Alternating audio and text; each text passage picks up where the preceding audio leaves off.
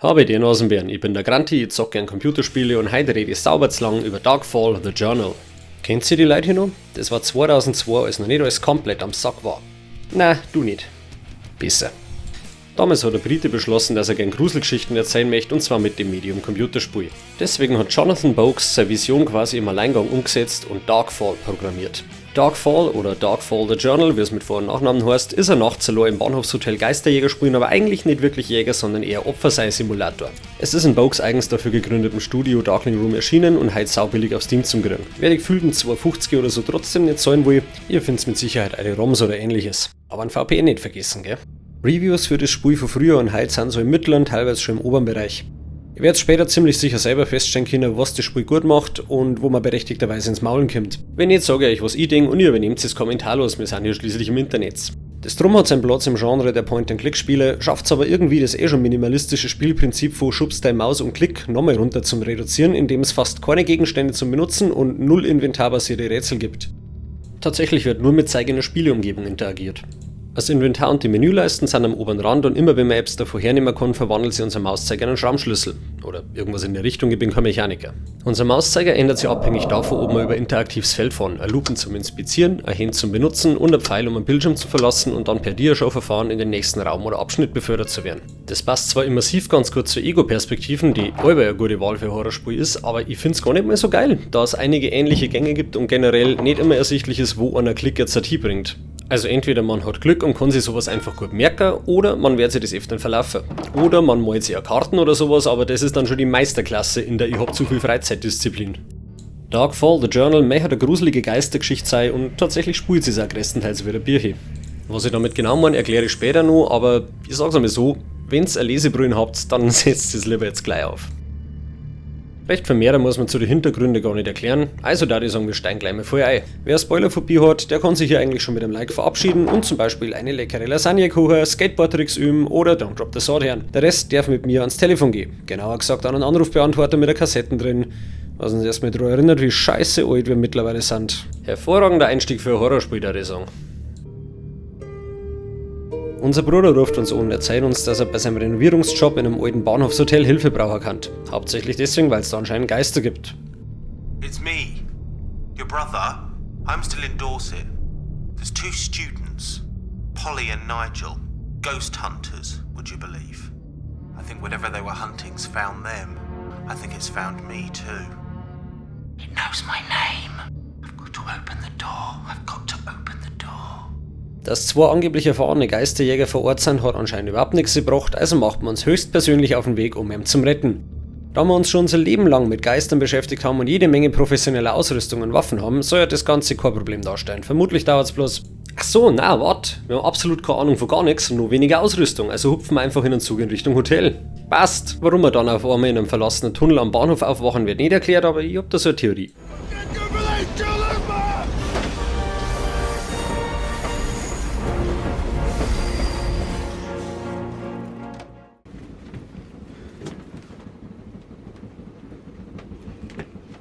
No ticket. Das war jedenfalls nicht die letzte seltsame Sache, die uns passiert, weil gleich darauf irgendein unsichtbares Kind mit uns redet. Oh good, you're awake. We're in the tunnel. The train tunnel. Nah, you can't see me. But for now, I can see you. Wir können ihn zwar nicht sehen, aber er uns. Was wird das wohl sein? Ist das ein heranwachsender Objektophiler, der sich Züge durch Löcher in der Wand anschaut? Oder etwa... Also offensichtlich ist das Kind hier und geistert hier umeinander. Narrisch unheimlich. Wisst, was hier wirklich gruselig war?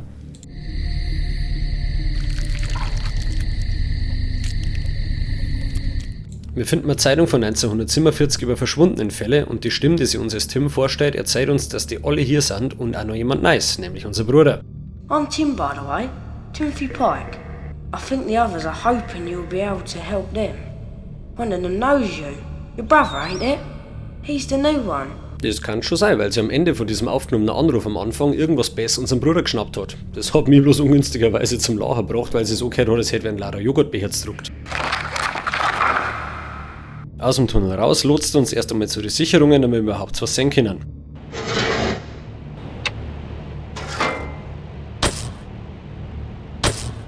Wir schalten also alle Lichter ein, gehen wir wieder raus und... okay, das Plakat ist der Wahnsinn. Irgendwo da draußen freuen sich gerade ein paar Leute mit fragwürdigen Verhältnissen zu Vaterfiguren mächtig über die Wortwahl, kann ich mir vorstellen. Auf dem Weg zum Hotel gibt es ein öffentliches Klo, das anscheinend von Sunnyfair betrieben wird. Es schaut nämlich aus, als hätte eine Wagenladung Arsch drüber kippt. Rechts in unserem Sichtfeld ist ein komisches Zeichen, aber aufgrund depperer Spielmechaniken können wir es nicht anschauen. Außer wir knien uns hin, vor am Loch, in der Wind, auf am Mannerklo, am Bahnhof und schauen durch.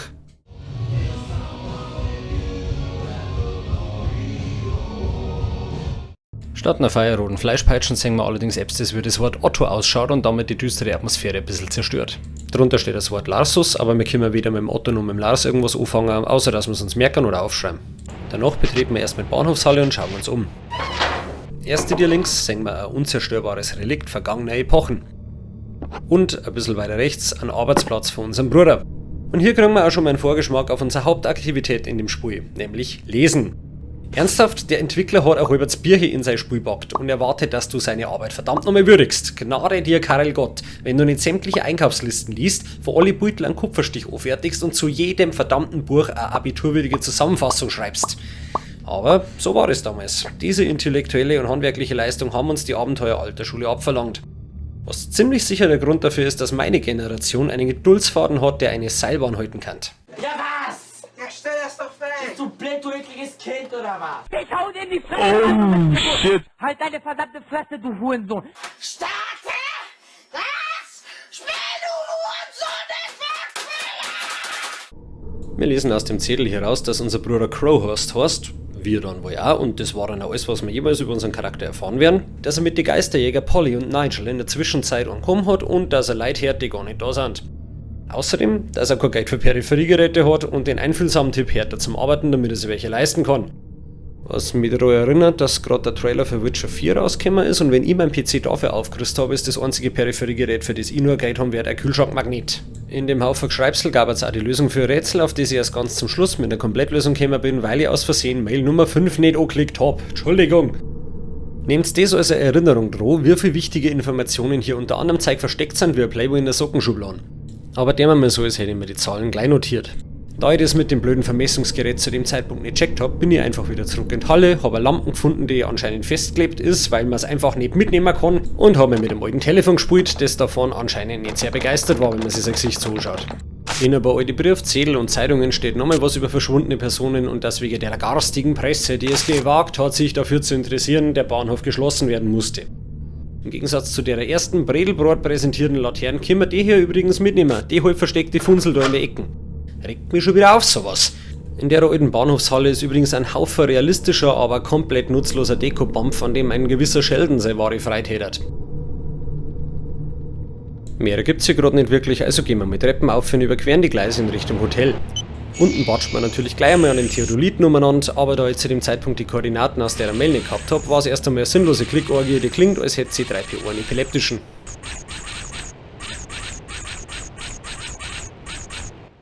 So hätte es jedenfalls ausgeschaut, wenn ich die richtigen Zahlen eingegeben hätte. Daraufhin wird uns ein komisches Symbol erzeugt, das wir entweder abzeichnen oder, weil wir nicht mehr in der Steinzeit sind, ein Handyfoto davon machen. Was das Spiel jetzt von uns erwartet, ist, dass wir das Symbol in Verbindung bringen mit dem Wort Kars, weil unser Bruder geschrieben hat, es hätte sich in seinem Kopf festgefressen, seit der Theodolit gesponnen hat.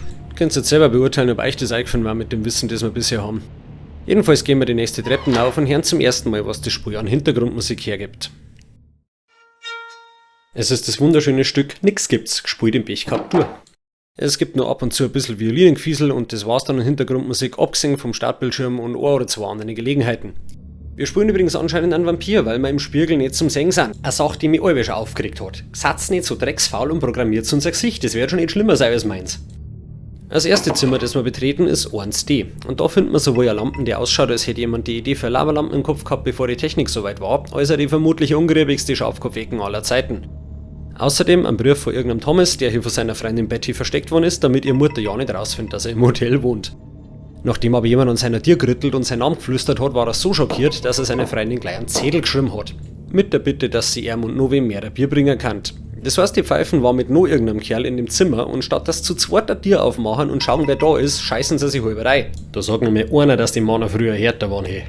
Das Zimmer 1C ist einfach nur la. Zimmer 1e hat ebenfalls nichts zum Bieten, außer am Gemälde, das wir theoretisch anleuchten können, für nix und wieder nix. Und eine Frauenstimme, die will, dass man schleichern, damit es sie nicht finden kann. Go away or it will find me. Ansonsten ist ja einfach nur alles hier ein wenig kaputt und kreislig, also zurück auf den Gang. Da finden wir Gemälde von Henry V. Und ich wollte hier eigentlich irgendeinen Witz machen, dass er laut dem seine Ex-Frauen ausgereicht hätten, um ein Hotel mit Geistern zu füllen, aber das war Henry VIII. Und damit hat sich der Spaß auch erledigt. Und ja, mir ist völlig klar, dass ich die Zimmer A, B und F vergessen habe, aber das liegt leider an 4 andere Buchstaben, nämlich A, D, H und S. Seine Spiele haben immer mordsfrei für mich. Ihr seht hier gerade die völlig uneditierte Originalaufnahme von meinem Versuch, mich hier irgendwie zu orientieren. Ja, ich bin zweimal direkt hintereinander in den gleichen verschissenen Lagerraum gerannt, weil ich mich einmal umgedreht habe. Sag nochmal, einer Computerspiele war eine Realitätsflucht. Ich hab's dann letzten Endes doch zu Zimmer 1F geschafft, wo ich sagen muss, die Bettwäsche ist hier nach 50 Jahren noch sauberer als manche, die angeblich frisch gewechselt worden ist. Hier gibt's jedenfalls nichts außer einer Webcam und einem Thermometer, aber seht ihr, wie ich wie bescheuert mit der Maus umeinander fetz und versucht die Ansicht zu verlassen? Anscheinend hat einer von den Geistern in dem Hotel ein bisschen OCD oder zu Deutsch eine obsessive Zwangsstörung, weil wir aus sowas nicht rauskennen, solange nicht alle von uns geöffneten Schubladen, Schranktüren oder sonst was wieder zugemacht sind. Das bleibt alles so, wie es hier ist. Und es wird hier nichts dran rütteln. Egal, ob du hier bist und nicht. Alles klar, das ganze Hotel schaut aus, als hätte es ein Grundschulglas auf Zuckerschock und ohne Aufsicht allein gelassen. Aber wehe, mir schirmen die Schubladen nicht wieder rein. Herrschaftszeiten. Im Zimmer 1b kann ich dann meine fehlende Orientierung mit Buchstabengescheitheit wieder ausgleichen und braucht ca. 0,2 Sekunden, um zum checken, dass das Geschmier an der Wand einfach nur Leave me alone rückwärts heißt. Das ist ungefähr so nützlich wie ein Schuh ohne Sohlen und das einzige Interessante hier drin ist das Symbol. Gegenüber in Zimmer 1a können wir dann so spannende Sachen machen, wie aus dem Fenster schauen und jemandem beim Pfeifer zuhören.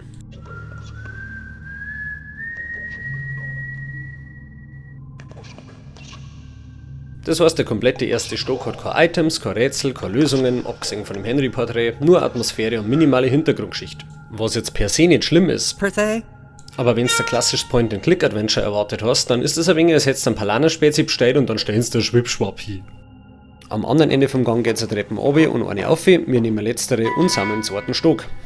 Da habe ich mich dann erstmal gewundert, warum zum Teufel ich mich nicht drehen kann, bis ich gecheckt habe, dass das eine gruselige Zwischensequenz sein soll. Warum eine funktionierende Lampe mit uns rumtragen, die man bei Dunkelheit nicht benutzen kann, entzieht sich mein Verständnis.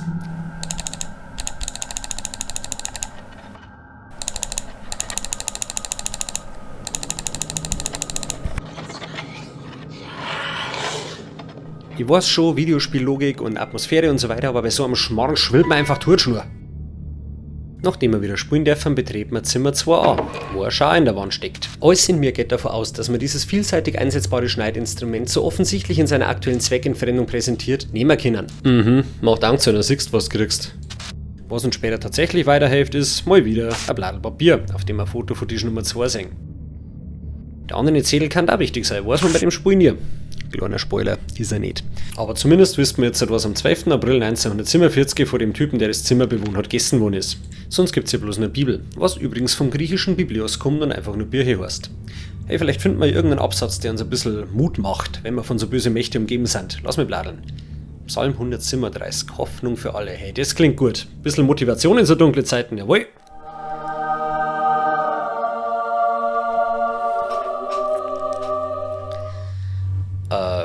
Ja, gut. Warum haben jetzt so viele Christen nochmal gegen Abtreibung? Ist das erst gottgefällig, wenn man es nach der Geburt da schmeißt? Versteht ihr irgendwas verkehrt? Hier sind wir jedenfalls fertig und... Oh, sorry, ich komme da einfach nicht drauf klar. Sind Infant Annihilator jetzt Christian Metal? Ich mein... Ach, egal. Die Wege des Herrn sind ja unergründlich. Das nächste Zimmer schaut richtig nach was aus und das hat seinen Grund. Irgendein Dieb hat sich ereignet und es spricht Bände, dass sie nur Beutel von sich selber auf dem Tisch stehen hat. Sag mir, diese komischen Zigarettenhalter sind doch auch bloß SUVs für Frauen gewesen, oder? Das Ding hat ungefähr die Länge vom Billardkühl, das muss was kompensiert haben. Der Brief auf dem Schreibtisch verrät uns jedenfalls, dass der Hotelbesitzer ihr irgendein Stingerstückerl Papier zum Verstecker gegeben hat und endet mit dem genialen Satz: Wart mal kurz, da ist wer an der Tür. Wart mal kurz, Alter, du bist nicht am Telefon, du schreibst einen Brief. Hier finden wir unser erstes richtiges Rätsel. Eine Uhr mit Knopf. What a strange clock. It's got buttons on it. Dafür gibt es im ganzen Spiel keine Hinweise, Lösungen oder sonst was. Man muss stumpf rumprobieren und checken, dass die 4 Knöpfe Reihenfolge haben, die man anhand der Tonhöhe der Klicks rausfinden kann. Noch ein bisschen umeinander drucken geht ein kleines Fach auf, und zwar mit dem Geräusch, dass du meinst, du kriegst gleich einen unerwarteten Nachschuss, wie sie es in der DDR genannt haben. Und mir findet man noch so ein komisches Zeichen wie auf dem Scheißeisel vom Bahnhof. In einem Schubladen findet man einen Umschlag mit dem Namen der ehemaligen Bewohnerin von dem Zimmer, nämlich Matilda Fly, und vernichtende Kritiken zu ihrem letzten Auftritt als Theaterschauspielerin. Die heftigste ist vom Typen mit Namen Rudolph Ripper. Passend, diese Londonerin bzw. ihre Karriere hat er definitiv killt. Anscheinend hat Matilda die weibliche Hauptrolle der Two-Faced Bride brutal verkackt. Ich hätte einen hervorragenden Ersatz für euch.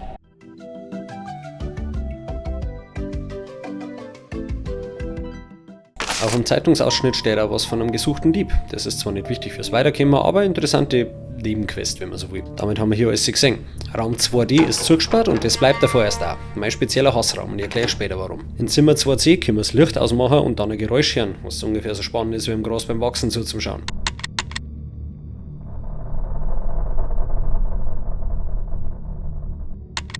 Neben dem stylischen Hut, den wir uns frecherweise nicht aufsetzen können, finden wir im Schrank eine Rätselkisten, für die wir momentan keine Lösung haben, den wir aber natürlich im Hinterkopf behalten.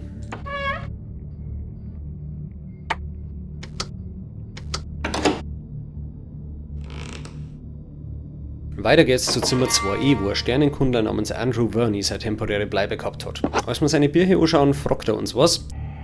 Are you interested in astronomy too? Und mich stört wirklich extrem, dass unser alter Ego nicht im geringsten drauf reagiert. Alter, wenn mir offensichtlich ein Geist anlabern da ich definitiv antworten. Zwar nachdem ich 3 Hosen geschissen hätte, aber ich tat garantiert mit dem reden wollen. Was glauben wir denn, wer wir sind? Gordon Freeman? Im Karton daneben finden wir ein Schnipselrätsel, das gleich halbwegs relevant wird. In das Zimmer traut sich der aufräumwütige Geist scheinbar nicht rein, weil egal wie sauber wir den Zettel rekonstruieren, ein Blinzler später ist wieder alles in Fetzen. Hier gibt es außerdem noch eine Rätselbox, auf der man Knöpfe drucken kann und einen unleserlichen Zettel daneben. Wenn man den Text jetzt kombiniert mit den Fetzen im Karton und ein bisschen Zeit investiert, kann man den Code entziffern. Es ist einfach nur das Alphabet rückwärts, also A ist Z und Z ist A und so weiter, bis in der Mitte wieder wechselt. Der Zettel ist eine Warnung von einem George, dass der Andrew die Haut mit seinem Leben beschützen und nirgends die Tür aufmachen soll. Wir haben herzlich wenig Ahnung, von was da die Rede ist, aber anscheinend hat der George enorm Schiss vor irgendwas gehabt, einen Verstand verloren und angefangen, seine Gäste Hautfetzen mit Symbole drauf zu geben. Klingt, als hätte der George hervorragend in so manche moderne Facebook-Gruppen reinpasst. Wir finden noch mehrere Geschreibsel sowie Koordinaten für ungewöhnliche Sternenkonstellationen, die der Andrew anscheinend neu entdeckt hat. Dann wird nochmal ein Stückerl Haut erwähnt, das ihm der Crabtree unter der Tür durchgeschoben hat, wie so einen völlig gestörten Liebesbrief.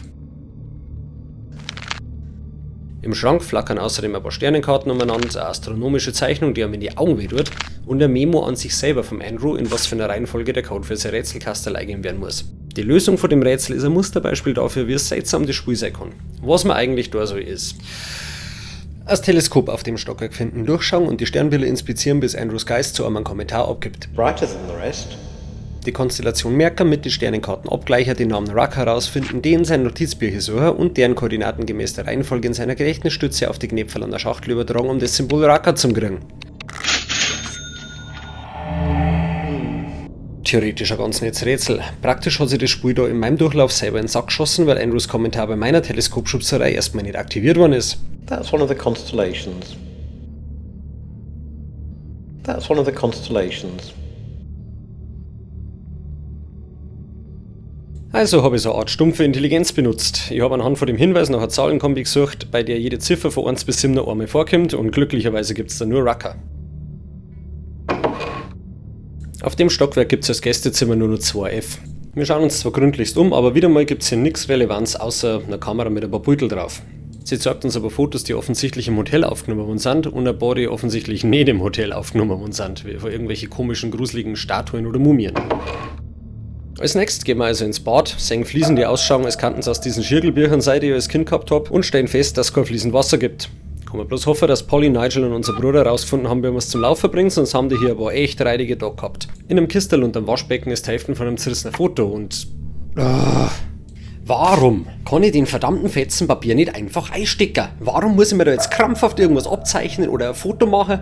Es gibt einfach keinen Grund innerhalb von der Spielewelt, dass wir das drum nicht einstecken können. Außer wir haben keine Hosen an. Weißt du was, ich gehe jetzt einfach davon aus, dass wir keine Hosen an haben. Das ist der einzige Grund, den ich akzeptieren kann.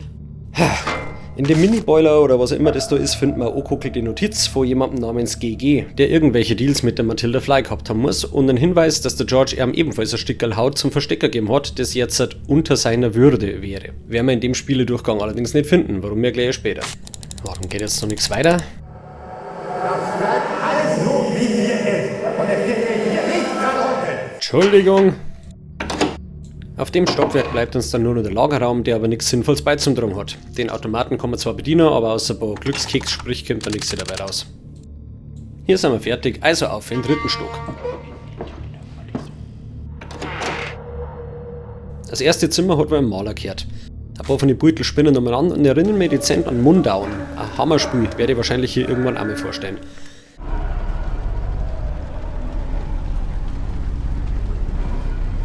Auf der Fensterbank flackt, was auch sonst, ein wichtiger Zettel. Auf dem Tisch findet man dann einen Flyer von Rural Rides und ja, ich weiß, dass das einfach nur eine Werbung für Ausflüge in der ländlichen Umgebung ist, aber so leid's mir tut, übersetzt das mal auf Deutsch mit rustikale Ritte und das kann der Name vom richtig schön reidigen Puff im hinterletzten Eck von Unterschwammerlhofer sein. Daneben ist dann das 73. Selbstporträt von dem selbstverliebten Lacke, der hier gewohnt hat und drunter ein Zettel. Und den können wir auf einmal aufheben. Da schau her, ist uns in der Zwischenzeit Hosen gewachsen oder was? Erstmal wissen wir natürlich nichts damit anzufangen, aber wenn wir uns weiter umschauen, finden wir Kochplatten.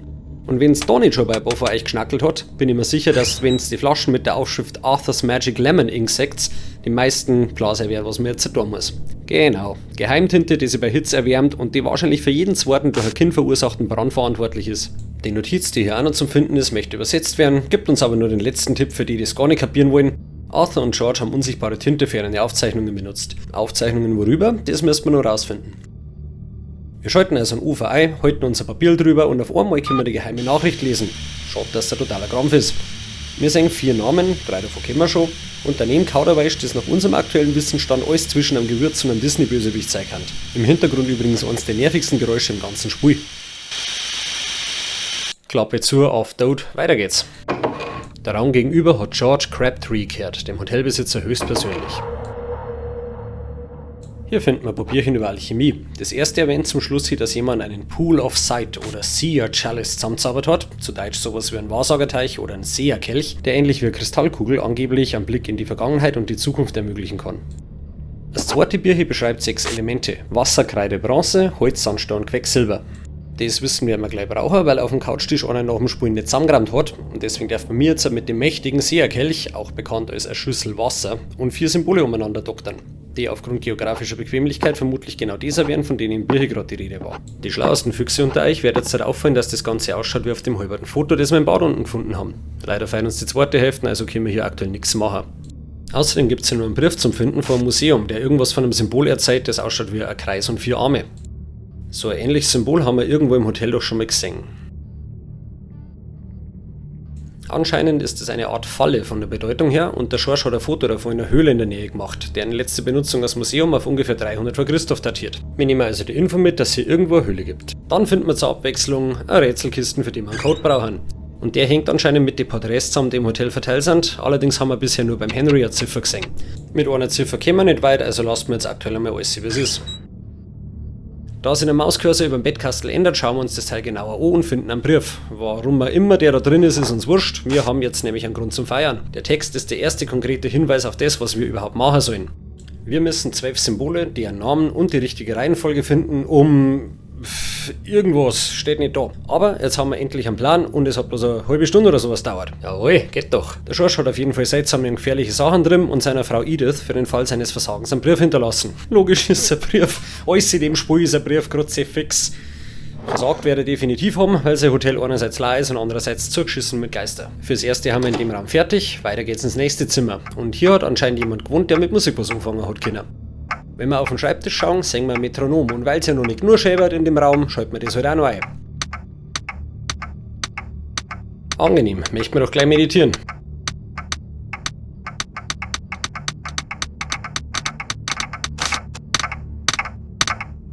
Mit der Aktivierung von dem Metronom erscheint der Geisterbrief. Sind nicht sämtliche anderen Sachen von früher einfach nur da, ohne Geistergegenstände zum sein? Was ist jetzt an dem drum so besonders?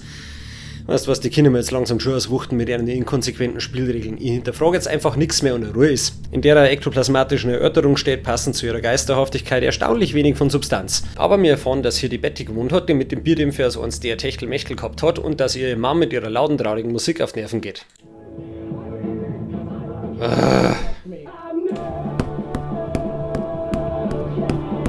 Mom! Mom! Mom! Was? Mach den Scheiß leiser, ich muss Trompeten üben! Scheiß auf deine Trompeten, du interessierst dich nicht mehr dafür, wie es mir geht. Du hörst ein Lied, das I'm not okay heißt. Ich glaube, ich weiß schon, wie es dir geht. Du verstehst mich nicht. Wir finden noch Trompeten und Zettel mit Noten, die Betty noch üben muss. Und nein, ich mache jetzt keinen Witz über eine Frau und ihr Blasinstrument, weil... Das ist einfach unter meinem Niveau! Die Noten schreiben wir uns auch auf. Wem es übrigens immer noch nicht nervig genug in dem Zimmer ist, der kann auch gern noch die Uhr aufziehen, damit es noch mehr schäbert.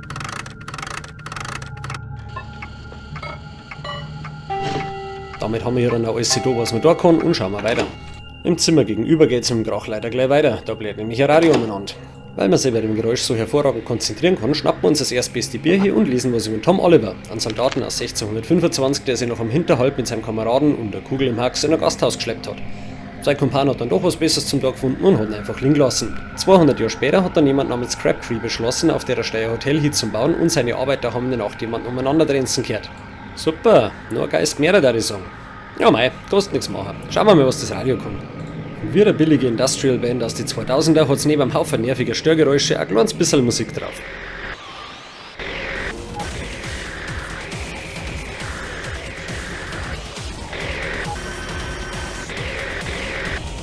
Wir schalten auf Best of Fahrstuhlmusik, hocken uns gemütlich hin und lesen Zeitung. In dem Artikel steht nochmal was über das vermisste Kind namens Timothy Pike, und jetzt haben wir leider auch gefriest zu der Kackbratzen, die uns im Tunnel zugeschwallt hat. Besonders geil ist ja, die Familie hat einen kleinen Finderlohn in Aussicht gestellt. Das klingt wie, oh mei, wenn's nicht findest, ist jetzt auch nicht so tragisch, aber wir haben halt schon 11 Jahre reingesteckt, gell? War schon blöd. Warum wollen die deine Eltern nicht finden, Timmy? Warst du ein kleiner Drecksack? Hast Katze am Schwanz gezogen, Flügel ausgerissen, vielleicht Ameisen mit der Lupen angezündet, kleine Mädels in der Schule geschlagen, Pickup-Artist-Videos draht oder Elon Musk verteidigt? Boah, sowas will man sich gar nicht vorstellen. Zurück auf den Gang finden wir jedenfalls ein Tier, das sich nicht aufmachen lässt. Na halt nicht, gibt ja noch nur andere Zimmer da herum. Und das nicht, das wir als nächstes schauen, hat der Edith gehört, der Mutter von der Betty. Die hängt noch ziemlich an ihrem toten Mo und... so darf ich auch schauen, wenn sie mit dem Kirchenschlaf verdaten. Ich will nicht beten, ich will weinen dürfen, Kruzifix. Wie gesagt, Edith hat ihrem toten Mo nachgetrauert und deswegen dauern ihr laute, traurige Emo-Metten auftrat. In einem Fotoalbum sehen wir das letzte gemeinsame Foto. Edith mit ihrem Mo in Hastings. Hastings wie in dem Lied On Hastings Pier, das auf der Schallplattenhüllen im Schrank als Nummer 2 gelistet ist. Das ist der Gassenhauer, den Edith immer aufgelegt hat, wenn es traurig war. Auf dem Grammophon.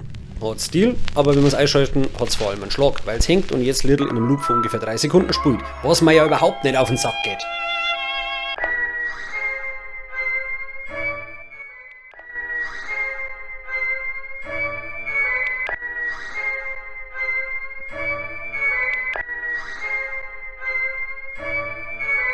Wir drehen die Nummer also voll auf und der Beutel fällt von der Wand. Aber nur wenn wir aus der Plattenspieleransicht rausgingen und exakt auf die Beutel hinschauen, ansonsten passiert gar nichts. In einem Brief vom George können wir lesen, dass er und Arthur Epps aufgeweckt haben, das besser weitergeschlafen hätte. Eine letzte Rettung hat er anscheinend zerteilt und Edith sowie jedem Gast ein Stücke davon gegeben, um so vor dem Bösen zu verstecken, das jetzt im Hotel umgeht. Außerdem finden wir Ediths Symbol und den dazugehörigen Namen, Ixia. Hinter das Zimmer können wir also ein Hackerl machen. Als nächstes geht's jetzt ins Luxusbad, das die psychedelischen Lampen so richtig schön ausnutzt.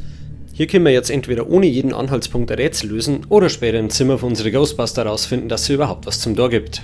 Um euch ein bisschen in Gang zu kommen, habe ich die netto ungefähr 200 Stunden rausgeschnitten, die zwischen meinem erstmaligen Betreten des Bads und der Lösung von dem scheiß Rätsel gelegen sind. Im Endeffekt müsste man eigentlich nur einen Spiegel richtig hier dran, aber ich hab's jetzt mal entweder falsch draht oder hab dann auch in falsche Richtung geschaut und bin wieder rausgegangen, bis dann irgendwann vor lauter Rumprobiererei doch zufällig mal hingehauen hat.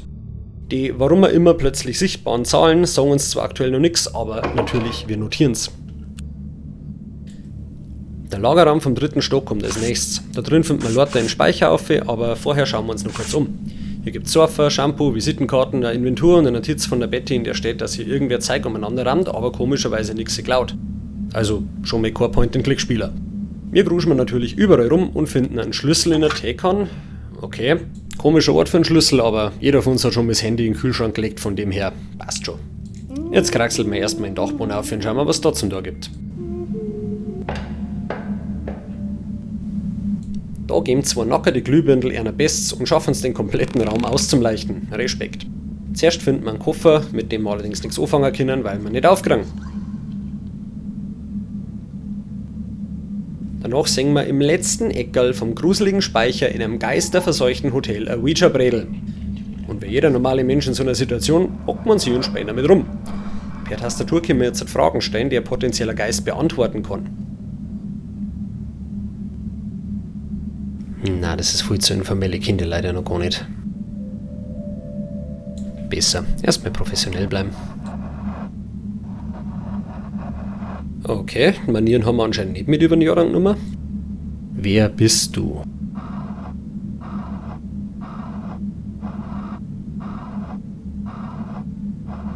Geht doch. Bist du tot?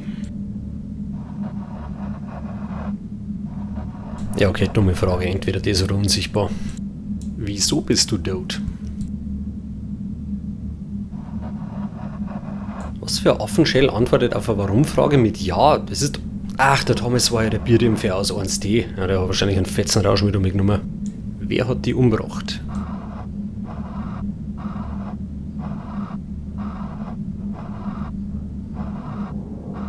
Okay, ist zwar nicht sehr präzise, aber da haben wir unseren Feind. Mehr verzeiht uns die phasmische Freibier-Legend leider nicht. Apropos, es ist Klugscheißerzeit.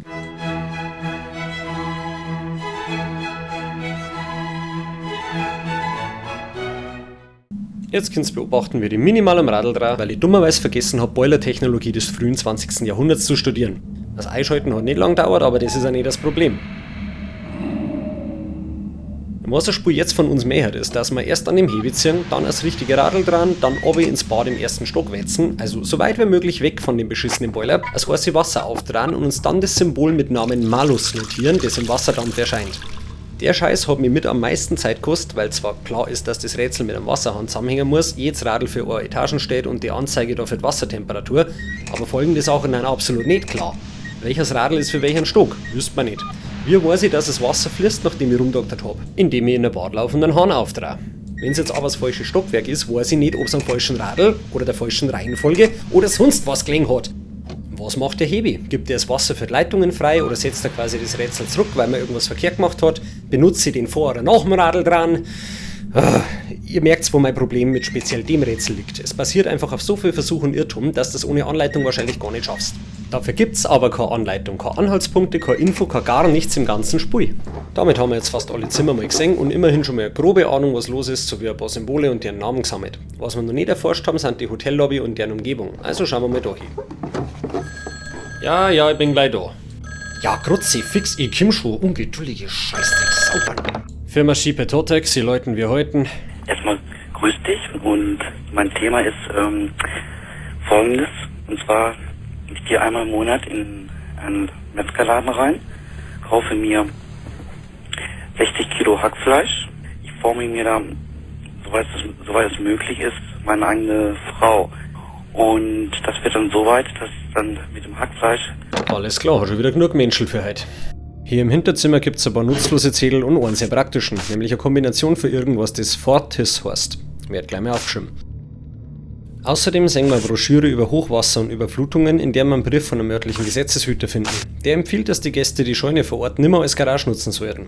Und das ist tatsächlich ein ziemlich wichtiger Hinweis, weil sonst die meisten Leute wahrscheinlich nicht mehr draufkammerten, dass es hier Scheune gibt, außer durch Zufall. Um die Ecken finden wir dann noch ein paar Sicherungen oder Lichtschalter, die bringen uns zwar nicht viel, aber wir wissen dadurch, dass es hier nur 3 Räume zum Anschauen gibt, nämlich Küche, Keller und Bar. Bevor wir uns die anschauen, inspizieren wir aber nur den Empfangstresen und sehen ein Gekritzel, das uns irgendwie bekannt vorkommt. Und selbst wenn nicht, mittlerweile soll ja jeder kapiert haben, dass wir hier einfach jeden Scheiß akribisch aufschreiben oder abmalen müssen. Dazu dürfen wir aber erst einmal im Spiel selber ein Bladel nehmen, mit dem Stift drüber rubbeln und dann das Papier so arrangieren, dass das zu dem Geschmier passt. Damit können wir dann nachher Kastel aufmachen, aber erst einmal schauen wir uns weiter um. Hinter uns gibt es einen Tresor und keinen Meter weg davon haben wir gerade vorher die Kombination gefunden. Wir halten uns an die Reihenfolge und schon ist das drum offen. Unser Charakter ist scheinbar hellseherisch begabt und weiß, dass in den Backerl nichts Wichtiges drin sein kann. Darum nimmt er sich nur einen Schlüssel und den Rest können wir nicht mehr anschauen. Wofür spiele ich denn überhaupt so ein Spiel, wenn ich mir nicht durch andere Leute Habseligkeiten wühlen kann, wie der Waschbär durch die Mülltonne? Wir nehmen dann die nächstbeste offene Tür und landen in der Küche. Hier gibt es nicht wirklich was Besonderes, außer 2 halb verbrannte Zettel im Ufer. Haben wir mir ein Massel, dass uns das Feuer immer hervorragend lesbare Fetzen übrig lässt. Es schaut sogar aus, als hätte jemand um die angekokelten Ränder rumgeschrieben. Sehr rücksichtsvoll. Also ich weiß nicht, wie es euch geht, aber mir reißt sowas immer komplett aus der Spielerealität raus, weil es einfach so unglaubwürdig ist. Aber ist ja egal. Im Endeffekt steht nur drin, dass die Fly mehrere Male umgesetzt werden haben müssen, weil sie sich andauernd über irgendwas beschwert hat. Londoner Saubereis sind da. Von der Küche aus geht's ins Esszimmer und man erkennt relativ schnell anhand der auffällig designten Tisch, dass hier irgendwann ein Rätsel geben wird, das mit den Symbole zusammenhängt. Im Restaurant selber kann man leider bloß einem Tisch die Nummer 3 zuordnen, aber wir haben ja schon 2 Zettel davor gefunden. Zurück in der Eingangshalle finden wir eine nervigerweise sehr unauffällige Kellertür und schauen wir uns einmal im Untergeschoss um. Hier gibt es eine verschlossene Tür und da haben wir auch schon das Rätsel, für das wir die Tischsymbole und deren Nummern brauchen. Das ist zum Glück nicht weiter schwierig. Nummer 2, 3 und 4 haben wir schon gefunden, den Rest können wir entweder daran oder über die verbrennten Papiere aus dem Ufer von der Küche zusammenstopseln, welcher Tisch Nummer 1 war.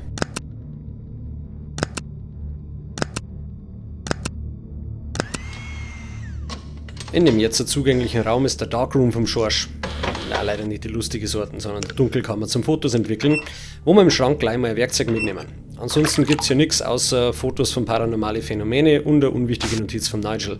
Wer mag, kann hier einen Schnellkurs in Fotoentwicklung machen, aber eigentlich gibt es hier nichts Wichtiges außer dem Drum im Schrank. Hat übrigens nur irgendjemand 100.000 von diesen alten schwarzen Filmrollen-Plastikbehältern daheim, weil er gemeint hat, er kann es irgendwann mal wieder zum Basteln brauchen? Im Keller selber gibt es nur eine piepsende Kamera oder sowas und vor einer Wand steht ein bisschen weiblich umeinander und schaut extrem verdächtig aus, kann aber hirnloserweise nicht benutzt werden, weil Spielerintelligenz anscheinend nur Zeit, wenn es mit Hilfe von Rätseln bewiesen wird und nicht, wenn es simpler Logik oder Neugier folgt.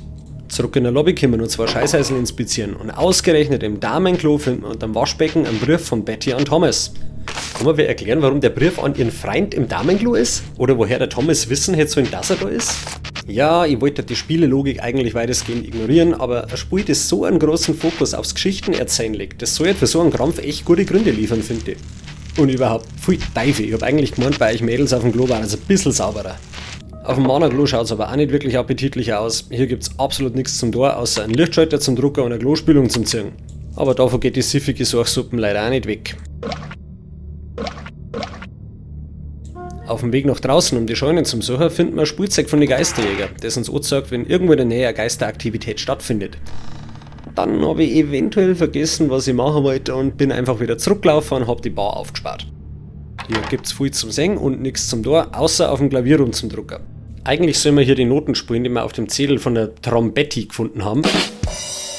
Aber dann ist mir eingefallen, dass es Leute gibt, die noch nicht wissen, dass das da zwar landläufig als Rimshot bezeichnet wird, aber was erstmal klingt wie ein relativ cooler Name für einen Pornodarsteller, ist tatsächlich was anderes als dieses Badumts. Eigentlich haben wir nämlich für einen richtigen Rimshot gleichzeitig aufs Fell und auf den Rand von der Snare Drum. Aufgrund seiner immensen Komplexität ist der Move natürlich nur was für die absolut weltbesten Schlagzeuger an den teuersten Schießbuden. Glaubt's es mal, irgendwann hockt's bei Wer wird Millionär und werd's mir dankbar sein, dass ich euch den Scheißdreck ins Hirn gedrückt habe. Aber zurück zum Spiel. Hier soll man also eigentlich die Noten spielen, die die Betty noch üben hat müssen, aber das war mir wegen jetzt fad und ich habe mich gerade ziemlich nostalgisch gefühlt, deswegen...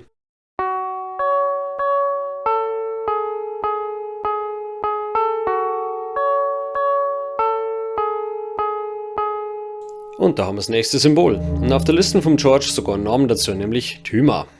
Damit wir jetzt anfangen können, die anderen Rätsel zu knacken, die noch übrig sind, sollte man noch einen Ort besuchen, nämlich Scheunenhausen. Ich habe mich grob erinnern können, dass das Ding hinter die Gleise existiert, allerdings kann man es nur von einer speziellen Stelle aus betreten und den muss man mit der Maus erstmal finden. In der Scheune könnt ihr jetzt zuschauen, wie ich versuche, auf die geänderte Cursoranzeige zu reagieren, indem ich meine Items durchklicke und nichts passiert. Bis ich zufällig sehe, dass mein Mauszeiger jetzt leicht, weil die Laterne das richtige Item war.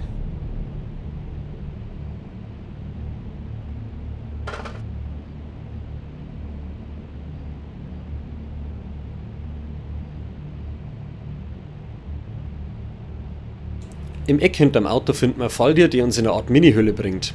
Das muss die sein, von der in dem Museumsbrief zum Lesen war. Und hier finden wir endlich einen wortwörtlichen Grundpfeiler der Story.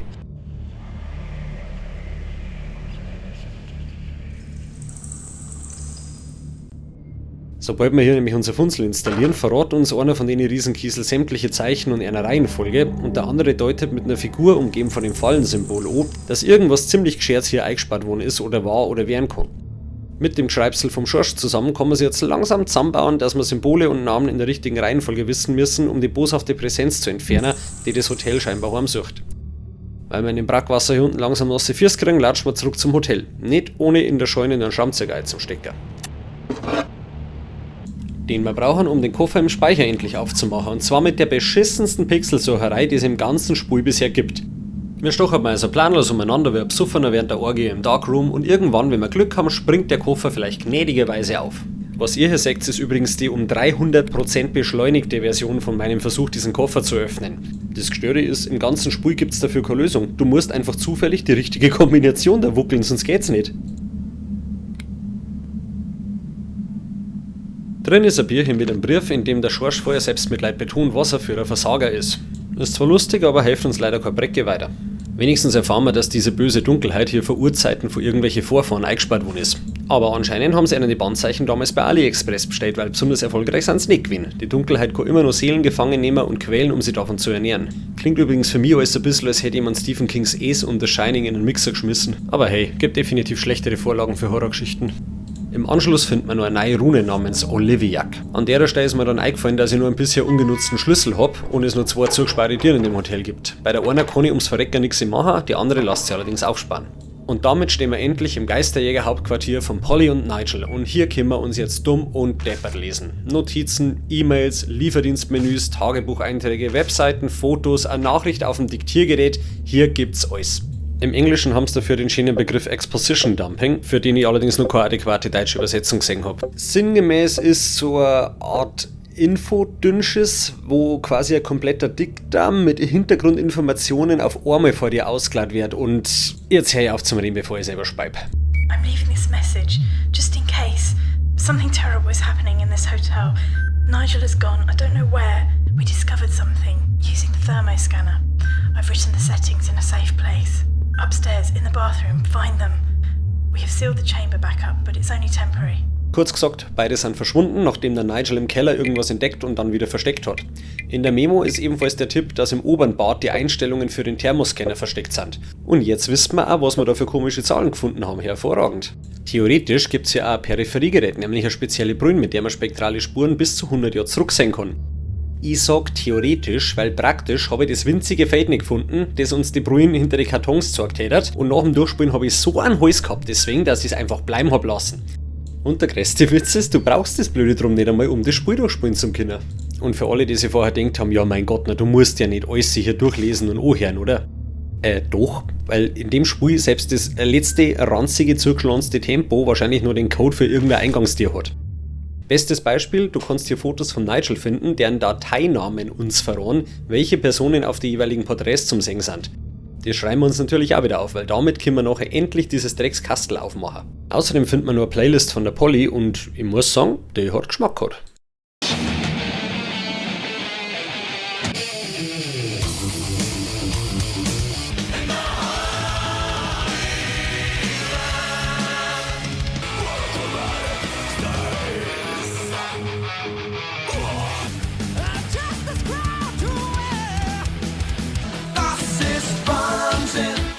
Nachdem wir uns durchs ganze Material gewühlt haben, schauen wir auf den zweiten Bildschirm und stellen fest, dass ohne Passwort hier nicht weitergeht.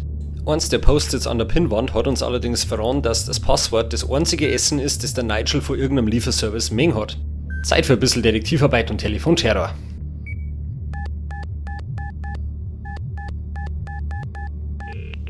Good evening.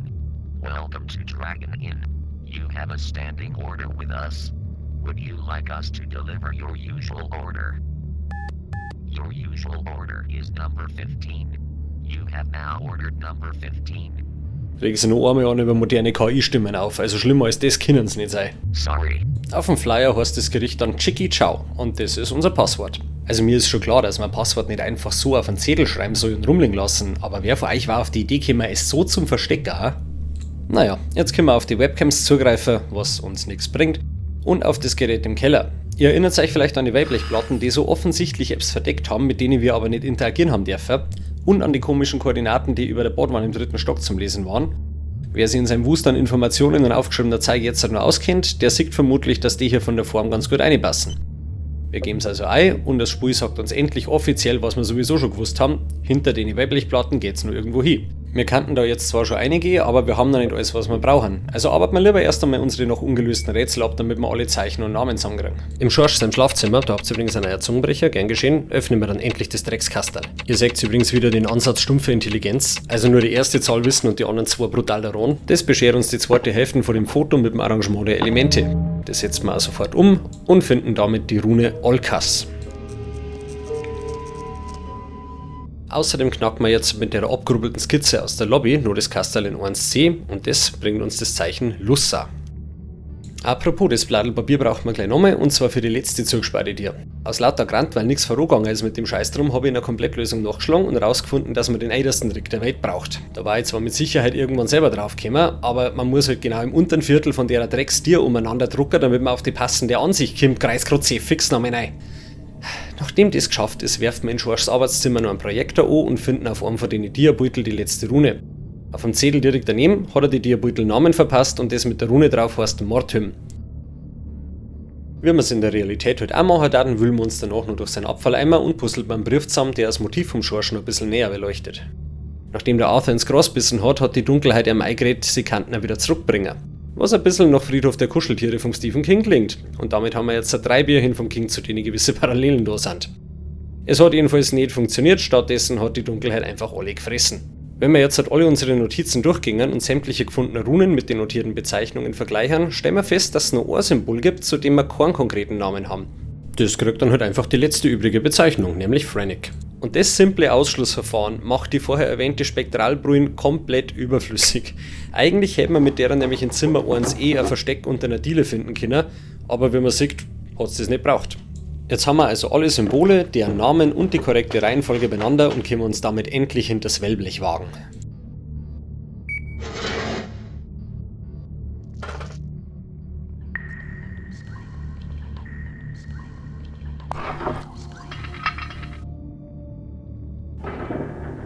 Also rein von der Größe von diesem Durchgang her, da ich sagen, dass du maximal irgendein Kind durchschieben kannst, aber das macht jetzt das Kraut auch nicht mehr fett. Ich muss schon sagen, diese uralte, boshafte Wesenheit hält ihr Wohnzimmer ganz schön sauber. Kein Fleck als Staub und kein Spinnweben zum Sehen. So einen Dämon kann ihr daheim auch vertragen. Hier finden wir jetzt 3 Prüfungen, die wir überwinden müssen. Und ganz ehrlich, die erste habe ich gleich gar nicht gecheckt und habe einfach umeinander gedruckt, bis es passt hat. Die Lösung dafür war bizarrerweise auf einer Bettdecken zum Finden gewesen, die wir mit der Geisterbrille anschauen hätten müssen und dann die Farben in der richtigen Reihenfolge notieren. Das zweite Rätsel habe ich dann aus blanker Faulheit daran, weil ich einfach sonst nochmal in den 3. Stock auflaufen hätten müssen, wo ich gewusst habe, dass die Lösung ist, aber ich habe einfach keinen Bock gehabt. Und die dritte Barriere war vom Prinzip her eigentlich recht simpel. Man schaut sich die Wand rechts vor einem an und merkt sich die Reihenfolge der Geräusche, die auftreten.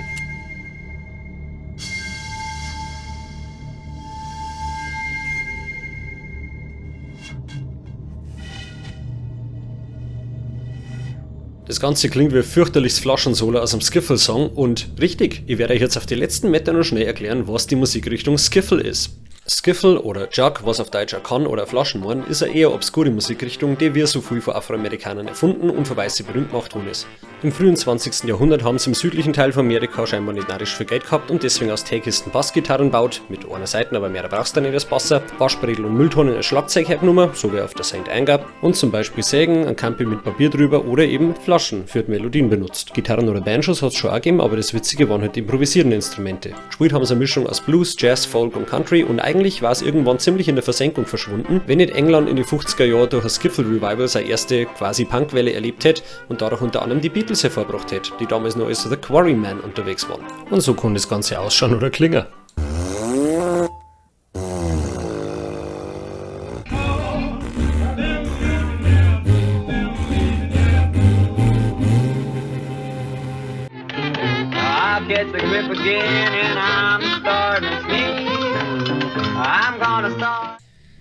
So, Bildungsauftrag erfüllt.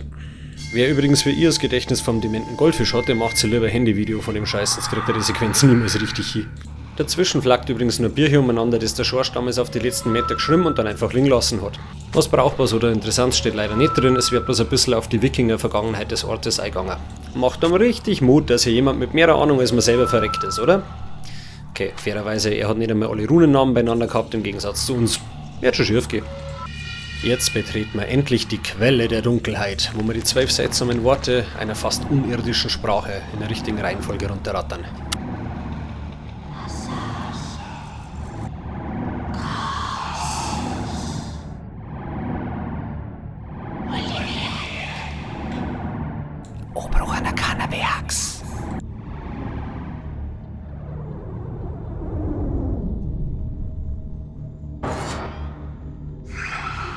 Good evening.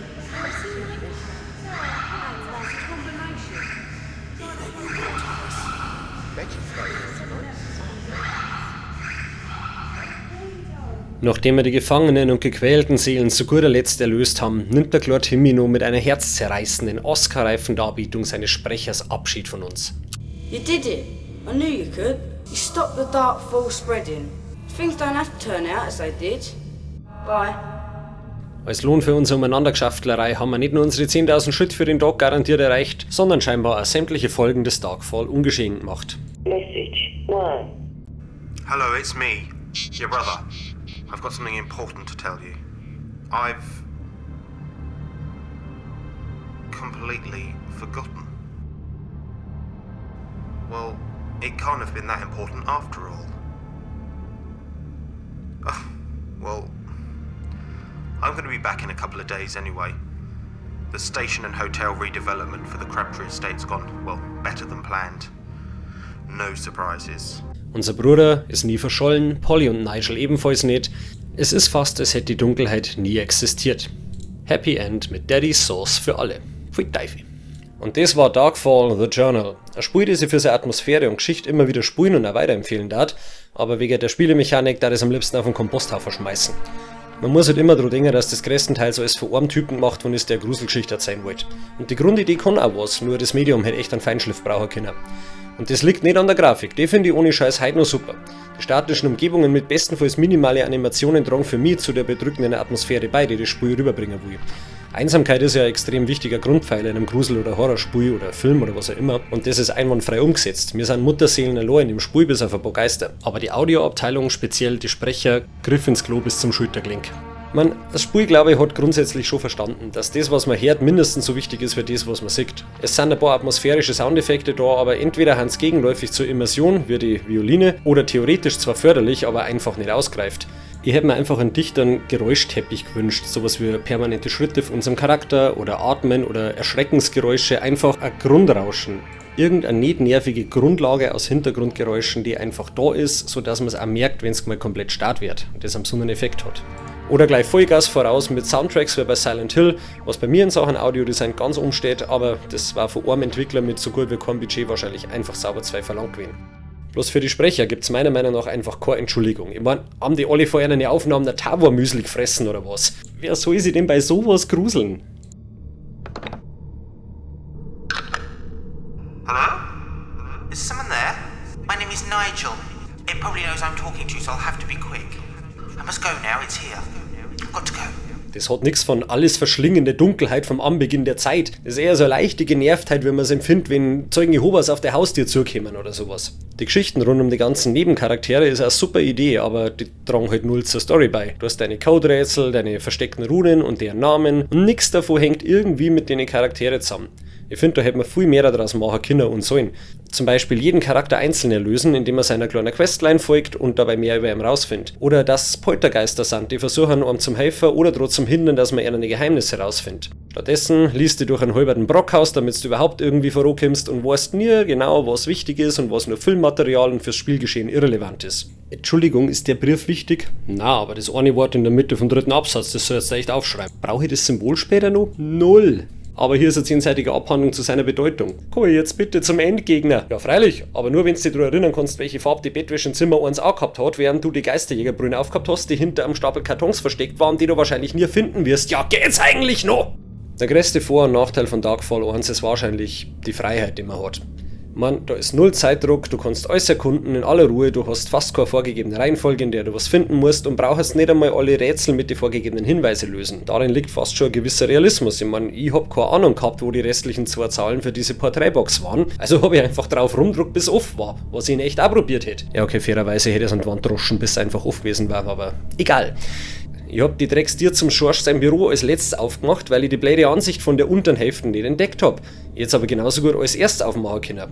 Zumindest wenn ich zufällig davor schon die Schupfern mit dem Schrammzieher gefunden und das Papier aus der Lobby aufgeklappt hätte. Einerseits, wie gesagt, realistisch, andererseits, ich find's sau frustrierend.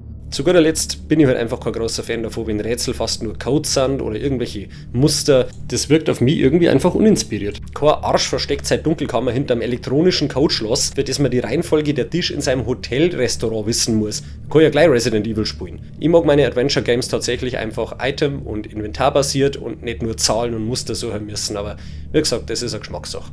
Und was mich offensichtlich am meisten abgefuckt hat, ist die Navigation. Nicht nur, weil es für mich als Depp desorientierend ist, sondern weil der Mauszeiger echt in jede ritzen muss, wie so ein Flughafenkontrolleur bei einem Touristen, der ein bisschen dunkle Hautfarbe hat. Sonst weißt du teilweise nicht einmal, dass es irgendwo überhaupt ein Rätsel gibt. Und deswegen habe ich die Tier bis zuletzt nicht aufgeregt. Deswegen habe ich die Geisterbrünnen nicht gefunden. Deswegen hätte ich fast die komplette Schupfer nicht entdeckt. Die Scheißhausrune zum Beispiel, Lassus, die hätten wir in echt sehen können, wenn wir unseren Drecksschädel einer Mühe nach rechts draht hätten. Stattdessen müssen wir Glory Hole runterspielen. Das war jetzt zwar relativ viel Gemaule, aber trotzdem, ich mag das Spiel und ich werde nochmal ausdrücklich seinen Grusel und die Atmosphäre loben, weil da, wo es funktioniert, da funktioniert es richtig gut, finde ich. Ich finde halt persönlich, guter Horror sind nicht laute Geräusche oder irgendwelche dämlichen Jumpscares oder Zimmer, die ausschauen, als hätte man einmal mit Schlachtabfällen in den 80 km/h Deckenventilator geschmissen. Richtig guter Horror ist für mich, egal ob jetzt leise oder laut oder subtil oder nicht, erstmal unangenehm. Wenn jemand wie einer Geschichte vom Kafka einer unfassbaren Realität gegenübersteht und sie fast nur in den Wahnsinn flüchten kann. Oder sowas wie Manifestationen von Traumata oder andere psychologische Schäden, die die Wahrnehmung der realen Welt verzehren. Entweder ins Bedrohliche oder wie in einem Schutzreflex die Realität so hindern, dass man mit einem unanfechtbaren Wahn einfach sicher sein kann. Merci fürs Durchhalten, ich hoffe, es habt einen Spaß gehabt. Wenn euch das Video taugt hat, schmeißt mir einen Daumen in meinen digitalen Briefkasten, wenn es wollt, schreibt mir einen Kommentar oder abonniert meinen Kanal. Ich sage jedenfalls Servus Erdnuss und bleibt friedlich.